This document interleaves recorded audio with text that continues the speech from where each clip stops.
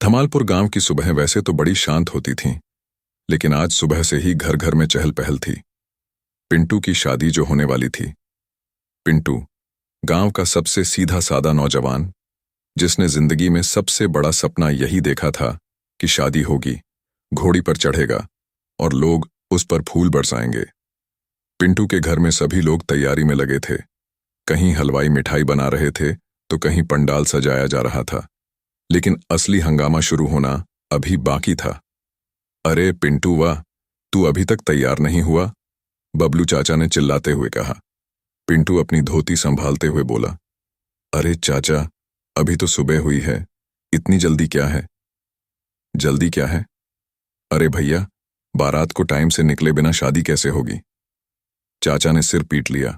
शादी के लिए पिंटू को घोड़ी पर चढ़ना था, लेकिन बबलू चाचा ने तो कुछ और ही सोच रखा था।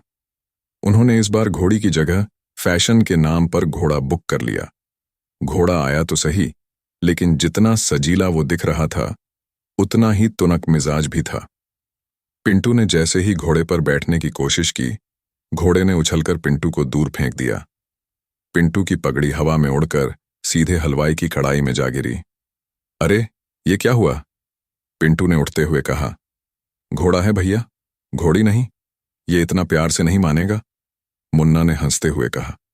सब लोग घोड़े को शांत करने में लगे थे। बबलू चाचा ने अपनी बुद्धि लगाई और घोड़े के सामने हरी घास रख दी। घोड़ा शांत हो गया और पिंटू ने डरते डरते उस पर चढ़ाई की।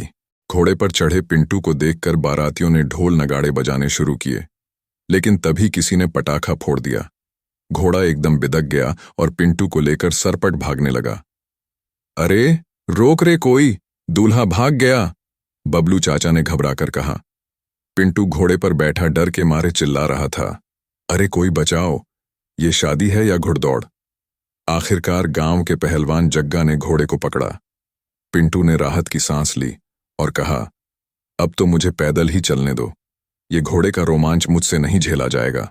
किसी तरह बारात मंडप तक पहुंच गई, लेकिन वहां और भी गड़बड़ियां इंतजार कर रही थीं। गुड्डू पंडित जी ने शादी की रस्में शुरू की। वे पूजा के मंत्र पढ़ रहे थे, लेकिन उनके मोबाइल का अलार्म बीच बीच में बज रहा था। ओम शांति, ट्रिंग ट्रिंग। पंडित जी ने हड़बड़ाते हुए मोबाइल बंद किया और फिर से मंत्र शुरू किए। अब आप दूल्हा दुल्हन को फूल पहनाइए, ट्रिंग ट्रिंग। मुन्ना ने हंसते हुए कहा, पंडित जी, ये मंत्र में मोबाइल का नया स्टेप कब से आया? पंडित जी शर्मिंदा होकर बोले, अरे गलती से अलार्म सेट हो गया था।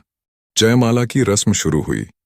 पिंटू ने जैसे तैसे घबराते हुए रिंकी को माला पहनाई, लेकिन जब रिंकी ने माला पहनाने की बारी आई तो मुन्ना और बाकी दोस्तों ने पिंटू को उठा लिया।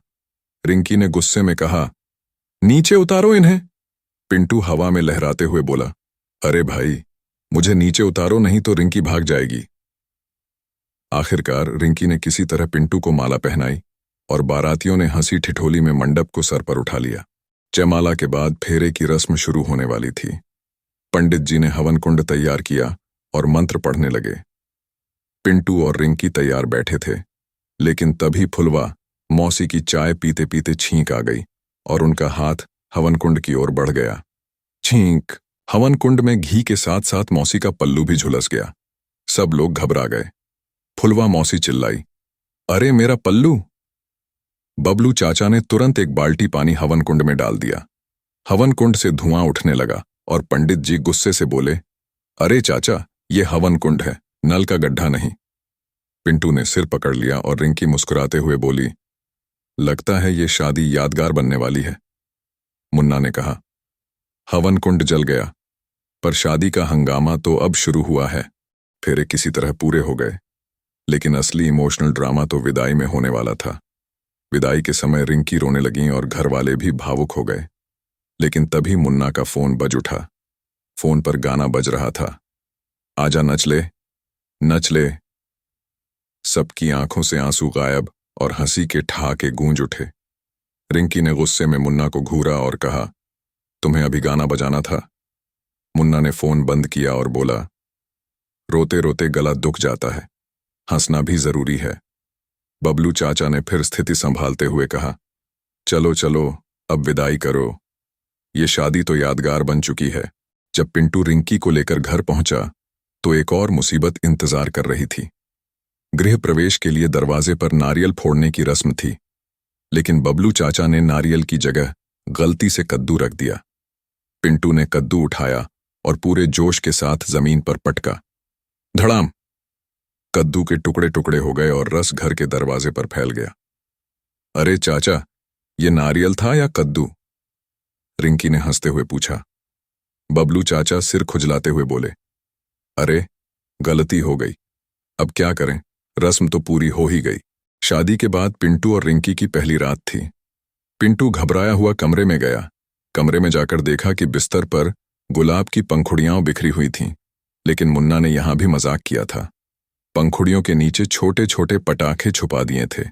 जैसे ही पिंटू बिस्तर पर बैठा, पटाखे फूटने लगे। पिंटू उछलकर खड़ा हो गया और चिल्लाया, अरे भैया, ये शादी है या दिवाली? रिंकी हंसते हंसते लोटपोट हो गई। शादी के हंगामे और गड़बड़ियों के बावजूद पिंटू और रिंकी ने खुशी खुशी अपनी शादीशुदा जिंदगी की शुरुआत की। धमालपुर में सालों तक इस शादी की कहानियां सुनाई जाती रहीं। बबलू चाचा ने आखिर में कहा, ऐसी शादी फिर कभी नहीं होगी। मुन्ना हंसते हुए बोला, चाचा, अगली बार मेरे यहां आना, तब और बड़ा हंगामा होगा। पिंटू मुस्कुराया और बोला, शादी में हंगामा ना हो तो मजा कहां। शादी के कुछ दिन बाद मुन्ना ने पिंटू को छेड़ते हुए कहा, तो पिंटूआ, हनीमून का क्या प्लान है? पिंटू ने मुस्कुराते हुए कहा, सोच रहा हूं कहीं पास के हिल स्टेशन चलते हैं।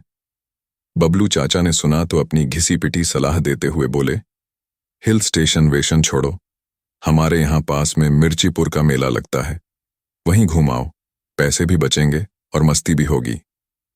पिंटू और रिंकी ने हिल स्टेशन के बजाय मिर्चीपुर मेले का प्लान बना लिया, लेकिन उन्हें क्या पता था कि यह मेला भी उनकी किस्मत में हंगामे का नया अध्याय जोड़ देगा। मेले में पहुंचते ही पिंटू और रिंकी की आंखें चमक उठीं। चारों ओर झूले, चाट पकौड़ी की दुकानें और खिलौनों की भरमार थीं। पिंटू ने सोचा, वाह, इससे बढ़िया हनीमून क्या हो सकता है? मुन्ना ने एक ऊंचे झूले की तरफ इशारा करते हुए कहा, चल पिंटू, इस पर बैठते हैं। पिंटू डरते डरते झूले पर बैठ गया। झूला ऊपर गया और जैसे ही नीचे आने लगा, पिंटू की चीख निकल गई, अरे भाई बचाओ, झूला रोक दो।